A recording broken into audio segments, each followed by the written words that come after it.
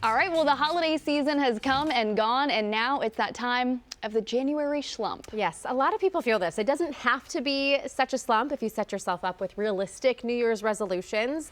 So we actually have a teen joining us now. An international best-selling author, Tanvi Arakapudi, is joining us via Zoom. So Tanvi, thank you so much for taking time to join us this morning. I was reading some of the info leading into this interview, and 41% of Americans report a decline in their mental health during the holidays. Isn't it supposed to be a time of joy? Definitely, I would hope so. But first of all, thank you so much for having me here today. Another stat that really surprised me is that they say for Americans, January is the least productive month of the year. It's really crazy, but it also kind of makes sense coming out of the joy, cheer, excitefulness with my family and like friends.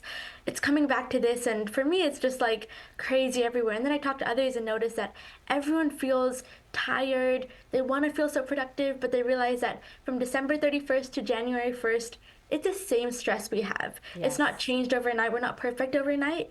But I like to say that what we can change is how we cope with it. So I'm excited to share some tips and tricks that we can really do together to see how we can change this month and set up a good year for ourselves. Okay, anytime we hit January 1st, I have grand plans of what the year is going to look like. But the key here is being realistic. Explain to us what a realistic resolution is.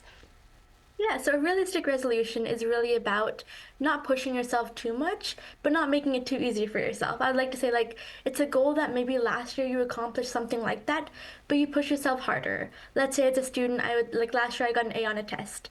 Maybe this year my goal is to have an A on 2 tests. It's kind of about being realistic, knowing that you can achieve it, but also when you achieve it, knowing that you are going to feel proud of yourself and accomplished. And another part of realistic resolutions is about balancing our productivity. For all of us, it's all about how we can do so much and achieve so much, but burnout is real. And an analogy to help with that is imagine all of us as sand. We get burnt to thousands of degrees and turn into glass. It looks so beautiful and perfect, but it's so fragile. So rather than making ourselves into glass, we can put that heat on ourselves like a little bit throughout the day, but taking breaks is so important so we don't turn into that glass. So really make sure that you're not over pushing yourself, you're setting boundaries, and you're making sure that you are having fun and doing self-care at the same time. Okay, Tanvi, you are 15. How have you figured all of this out? I am closer to 40 than I am 20, and I'm listening to you thinking, gosh, you could be my therapist. But yes. I also want to mention, you have something that's called the One Word Challenge. I think so many of us think of mantras that we're going to carry into the new year. Manifestation. What is your guidance on the one word mantra? Yeah, so the one word challenge mantra is really about, personally for me, whenever the new year hits, like you mentioned, I put about 20 different goals I have for the year. And by June, I get so overwhelmed and so feeling unmotivated and unaccomplished. So rather than doing that, I was looking into why don't we do a one word challenge, where for the new year, we choose just one word.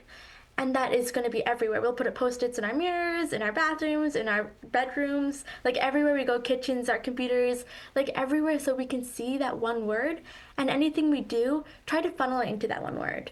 For me personally this year, it is calm. And last year has been hectic and chaotic, so really how I can be calm throughout it and put the lens of it's all going to be okay and everything happens for a reason. So I think really choose that word, and I look forward to hearing what all of your words are out there. Well, Tanvi, at 15 years old, you're putting us all to shame. But hey, one word to encompass the year. I think I'm going to go with positive for my 2025. Dina? I like that. It's more of like a physical word, but declutter. Can I use that? Declutter. Declutter my mental space, my house, certain rooms in the house, all of it. I think it's that's all my encompassing. mantra. Yeah. We love it. Yeah. Well, Tanvi, thank you so much for your time, and best of luck as we go into this next year. I know you're going to do big things in 2025. Thank you so much for your support. It's so nice to be on the show. All right. Thank you.